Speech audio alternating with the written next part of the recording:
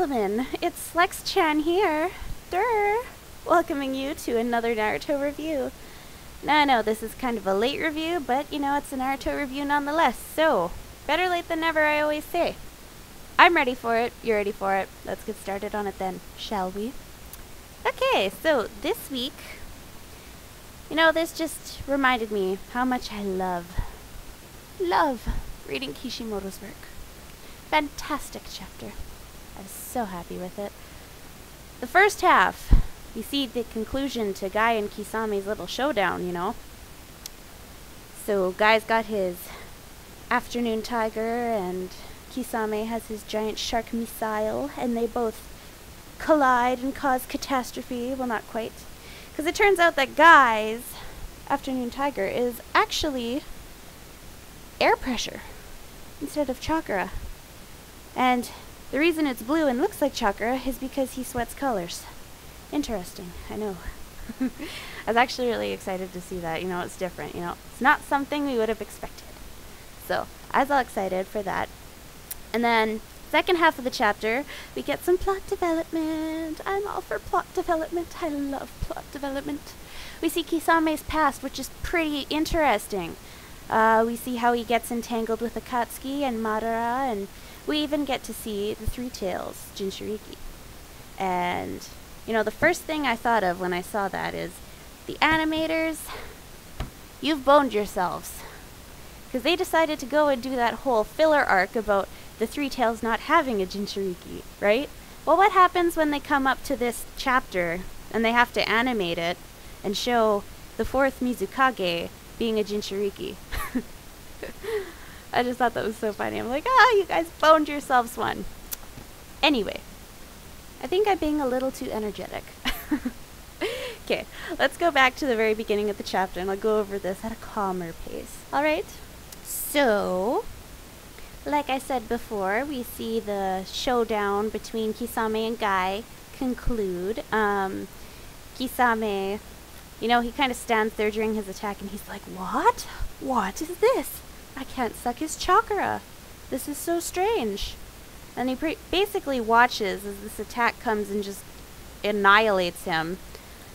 And as I said before, it's because it's not actually chakra, it's air pressure. And, you know, I really like this because it kind of reminded me of something I'd forgotten. Kisame sucks chakra up, and Guy and Lee don't use chakra when they're fighting with the gates, right? I'd forgotten. So this was kind of nifty little reminder of epic proportions. It was great.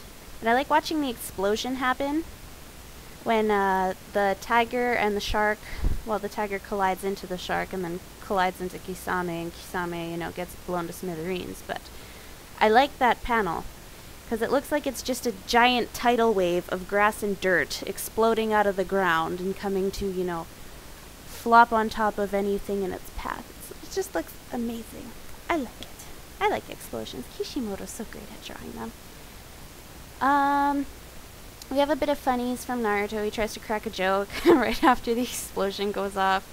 Something he would totally do, right? And then Yamato panics and whatnot. You know, that was kind of boring. Wasn't too interested in that. What I did find interesting, though, was, like I said, Guy sweats blue. It's kind of weird. He's just got so much power emanating from his body that it turns blue. Like, you can just see his energy. You know, he looks like he's on fire. And you'd think it's chakra, but it's not. It's kind of interesting. You know, and it makes me even more anxious to see Rock Lee open up those gates too. And it makes me curious, even more curious about the gates. Like, I want to find out what the heck happens when you open up the 8th gate. I'm so curious about that, and I was really thinking Kishimoto was going to show that to us, but, you know, I guess not. Save that for another day.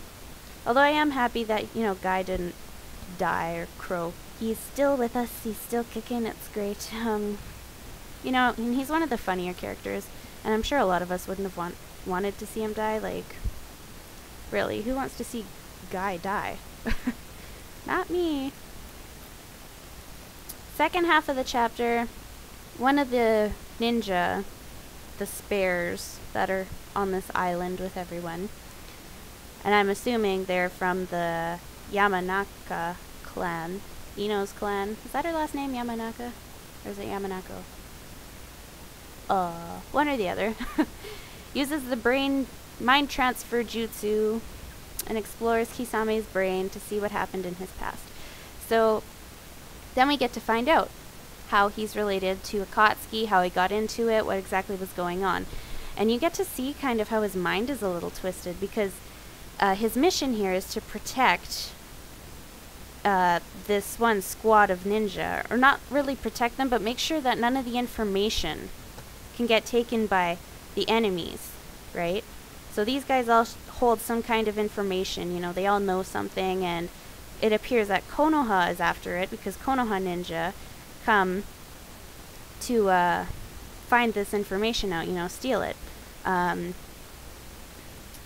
so Kisame interprets the mission as, you know, do whatever you can so that these guys can't get the information. Well, instead of protecting his friends, he kills them all. So that, and then he's like, okay, well, that ends my mission. They're all dead now. You can't get the information out of them. And I was like, well, that's so twisted. Like, he's so evil. And then it turns out that he was actually getting secret orders from the Mizukage. And then you find out that it wasn't actually the Mizukage, it was actually Madara, who was controlling the Mizukage, and he'd actually killed everyone, you know, and he was just, you know, doing his thing with the corpses. So, yeah, total mind blow. Kisame's backstory is actually kind of sad to think about, because, I mean, the whole reason he's in Akatsuki and why he's doing this kind of stuff is because he wants a truthful world. He was promised by Madara that he would have a truthful, honest world to live in, and it would be peaceful. And that's the whole reason why he went along with him. And I just think it's really kind of tragic, because, I mean, all he wanted was peace and, you know, the ability to trust people and be open with them and whatnot, and he didn't really get that, especially with Madara, who's one of the most conniving people you could ever meet, right? So, yeah, it was really a sad read, and, you know, most of the Akatsuki all have sad backgrounds, now that I think about it. Like, Pain, for one, Itachi's backstory was completely tragic, Sasori, you know, quite a few of them all have these really tragic kind of stories, and that's the whole reason why they end up in Akatsuki, because they're promised, oh, a better world will come if you join my group. Well, obviously that's not going to happen. And I mean, it's kind of like that with a lot of villains, you know, they all have some kind of tragic past that they're trying to, you know, either avenge someone or bring forth a better world than what they lived in, or, you know, something along those lines. And I don't know, I just think it's kind of sad. And, you know, it's with Kisame especially is really curious about him, because we've seen him since part 1, and we've never heard anything about his backstory or, you know, where he's from or any of that kind of stuff. And I didn't really think about any of that until I read this chapter. Like, it just kind of struck me that, you know, hey, I don't really know too much about Kisame, you know? So that's another reason why I really enjoyed the chapter, because we got to finally see some information on him. And, you know, it's not something that I was, like, throughout the entire series was going, oh my gosh, I must know about Kisame, but it's interesting to stop and think about. So, for that reason, I was really happy to see this flashback. The last bit of the chapter, it just has Kisame, he bites his tongue because, you know, he doesn't want them to figure out any more information. Do I think that's going to kill him? Well, I mean, biting your tongue can kill you, but it looks like he's ready to fight some more. I mean, he bursts out of this cage that they've got him stuck in. He just explodes out of it, you know, rips the whole thing apart. So it looks like he's ready for some more fighting. Who's gonna fight him? I don't know. Naruto's there, Yamato's there, Killer Bee's there, Guy's there still, and I believe Guy still has those gates open too, so yeah, I'm interested in seeing what happens next chapter. Thank you, Kishimoto, for delivering something so fantastic. Like, this was a really great read. I loved it. You can't do better than Kishimoto's work. I mean, for shonen, Kishimoto knows how to keep me interested. It's not just about the fights. It's not drawled out battle the whole time like other series. It's a little bit of fighting here, some plot development here, a flashback there. It's great. I love it. But yeah, so amazing rating from me. I'd give it 4.5 stars.